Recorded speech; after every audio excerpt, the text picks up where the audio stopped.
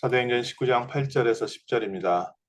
바울이 회당에 들어가 석 달 동안 담대히 하나님 나라에 관하여 강론하며 강권하되 어떤 사람들은 마음이 굳어 순종하지 않고 무리 앞에서 이 도를 비방하거늘 바울이 그들을 떠나 제자들을 따로 세우고 두란노 서원에서 날마다 강론하니라. 교회 동안 이같이 하니 아시아에 사는 자는 유대인이나 헬라인이나 다 주의 말씀을 듣더라. 아멘. 오늘 저희에게 하나님께서 행하시는 일, 하나님이 하시는 방법에 대한 중요한 눈이 열리고요. 또 그 안에 저희가 인도받는 시간 되었으면 좋겠습니다.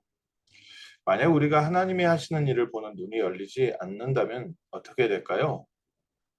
늘 우리는 불안과 초조함 속에 일어나는 모든 사건을 어떻게 대처해야 될지 몰라서 흔들리고 어려워할 겁니다. 또 내 삶의 응답과 증거가 많이 있더라도 하나님께서 지금 하시는 일을 잘 모른다면 내가 이 일에 하나님의 뜻과 계획을 모르기 때문에 하나님의 일을 오히려 방해할 수도 있습니다. 그럼 우리가 어떻게 해야 하나님이 하시는 일을 볼 수 있습니까? 하나님께서는 지금도 하나님이 하실 일을 말씀으로 우리에게 알리시고 그 말씀을 성취하고 계십니다. 여호수아가 가나안 땅을 정복한 것도 여호수아라는 영웅이 나타나서 이스라엘 백성에게 가나안 땅을 차지할 수 있도록 정복 전쟁에 승리한 그런 영웅이 아닙니다. 여호수아의 정복 전쟁은 징기스칸이 전 세계를 차지한 것처럼 어마어마한 정복 전쟁하고는 다른 의미가 되고요. 또 한때는 스페인이 전 세계에서 가장 많은 식민지를 갖고 있었고 또 한때는 영국이 더 많은 식민지를 갖고 있었는데 그런 정복 전쟁이 아닙니다. 여호수아의 정복 전쟁은 비록 가나안 땅이라는 좁은 작은 땅을 차지했지만 하나님의 약속 가운데 하나님의 언약이 성취되는 여정 속에 있었습니다. 오늘 저희가 이 중요한 하나님의 역사 속에 인도받는 시간 되었으면 좋겠습니다. 하나님이 이스라엘 백성을 가나안 땅으로 보내신 이유는 그 땅이 메시아 보낼 땅이기 때문에 그렇습니다. 그래서 하나님이 가나안 땅에 이스라엘 백성이 정착해서 살게 하시고 이스라엘을 통해서 지역의 모든 나라에 복음 증거하는 오직 하나님이 유일한 하나님이시고 하나님께서 우리에게 메시아 보내신다는 중요한 언약을 전달하게 했는데 이스라엘 백성이 이 축복을 놓쳐버린 거죠. 또 하나님의 진정한 의미를 잃어버리고 우리들은 선민이고 지역의 모든 사람들은 이방인이라서 우리의 말을 들어야 되고 또 이방인은 다 죽어야 되고 이렇게 좀 오해하게 됐습니다. 하나님은 세계 모든 사람들을 살리기 위하여 이스라엘 백성 아브라함과 그 가문을 부르셨는데 자칫 나는 하나님의 축복을 받은 사람이고 너희들은 하나님의 축복 모르는 사람이다. 이런 사단의 교묘한 속임수에 저희가 넘어갈 수 있습니다. 오늘 저희가 하나님의 말씀을 붙잡고 다시 한번 언약 붙잡아야겠습니다. 그 이후에 이스라엘 백성이 계속해서 가나안 땅에 있으면서도 전 세계로 포로가 되기도 하고 속국이 되기도 하고 전 세계로 노예로 팔려가기도 하고 했습니다. 왜 그랬습니까? 하나님은 그 주변 강대국에 하나님의 나라를 설명하고 그리스도를 설명하기 위해서 그 모든 사건을 통해서 이스라엘 백성을 전 세계로 흩어지게 하셨습니다. 흩어져 있다 보니까 이 사람들이 할 수 있는 일이 뭐냐? 예루살렘으로 돌아올 수가 없지 않습니까? 포로가 어떻게 1년에 3번씩 예루살렘으로 돌아와서 하나님 앞에 유월절, 오순절을 지키겠습니까? 그러니까 그 지역에 모인 곳에서 우리 후대들에게 하나님의 언약을 가르치자고 해서 시작된 게 회당 운동입니다. 그래서 흩어진 지역, 바벨론에 흩어진 지역에서 또 그 후에 페르시아, 그 후에 그리스, 전 세계로 흩어지고 로마 시대까지 계속 흩어져서 지역 도시마다 회당이 세워져 있었습니다. 회당이 없는 곳은 또 작은 모임을 가져가지고 그곳에서 계속해서 하나님의 말씀을 가르치고 있었습니다. 하나님의 계획이지요. 그 회당을 통해서 그 주변 사람들이 하나님의 말씀을 듣기 시작했고요. 그 사람들을 보고 경건한 유대인이라고 합니다. 심지어는 그들 중에 이방인들 중에 할례를 하면서 하나님의 백성으로 살기를 작정하는 사람들도 나왔습니다. 이 사람들은 어, 유대교에 입교한 사람들이라고 표현합니다. 그러니까 전 세계에 흩어져 가지고 회당 예배를 드리는데 하나님은 그곳에서 구원받아야 될 하나님의 백성들을 부르고 계셨고 또 그리스도께서 오신 이후에 그 회당을 중심으로 바울과 모든 선교와 전도 팀들이 세계 선교에 시작을 하게 됐습니다. 예수님의 사역에서도 예수님께서 3년 동안 공생애 하시면서 어떤 표현이 있습니까? 지역에 가셔서 회당에서 설교를 하셨습니다.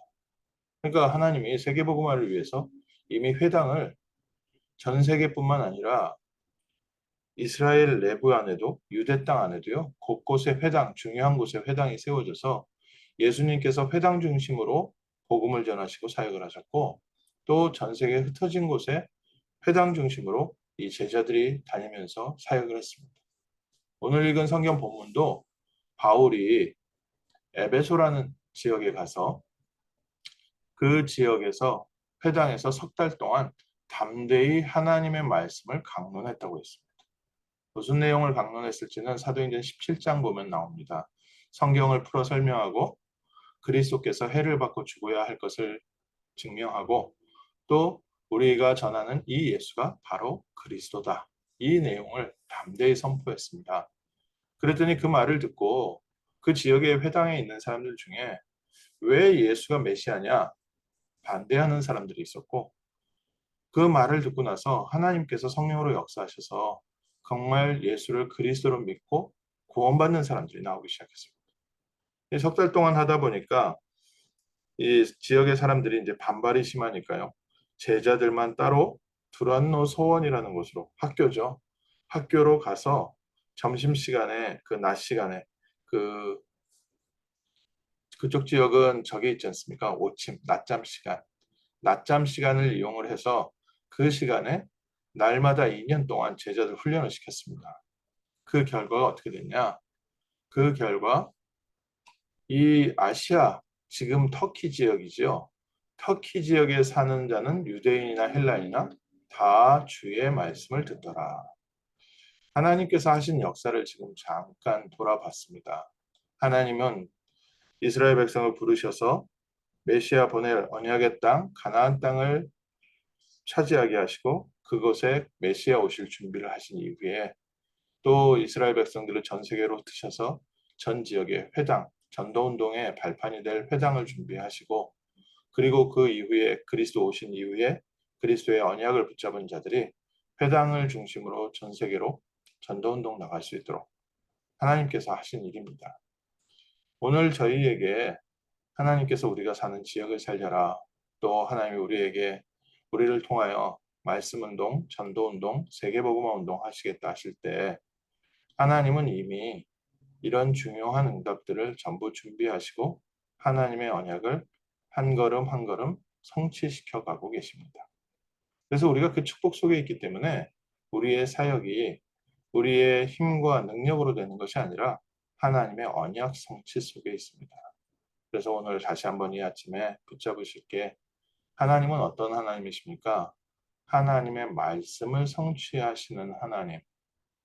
그 말씀, 하나님의 계획을 세우시고 성취하시고 우리를 인도하시는 하나님.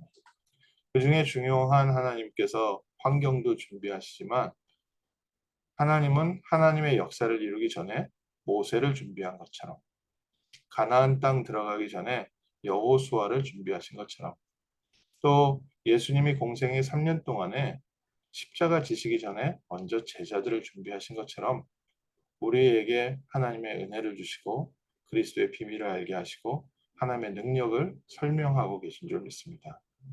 그래서 이 아침에도 오늘 하루의 응답을 하나님이 준비해 놓으시고 우리에게 먼저 성령의 충만함으로 하나님의 나라로 천국 보좌의 배경으로 인도하고 계십니다.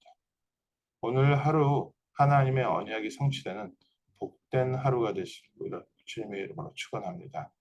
우리가 가는 곳에 하나님 정말 우리와 함께 복음운동할 전도할 제자들이 세워지게 하시고 우리가 가는 곳에 우리를 통하여 복음받은 중요한 후대 렘넌트들이 미래를 살리는 복된 날 되게 하시고 무엇보다 오늘 우리가 사는 지역이 중요합니다. 하나님이 우리를 각자의 지역에 흩으셔서 그 지역에서 회당운동, 두란노 서원운동, 하나님 전도운동 하도록 예비해 놓으셨습니다.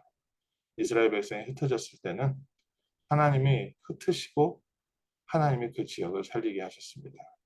이 축복이 원래 처음부터 하나님께서 우리에게 계획하신 축복입니다.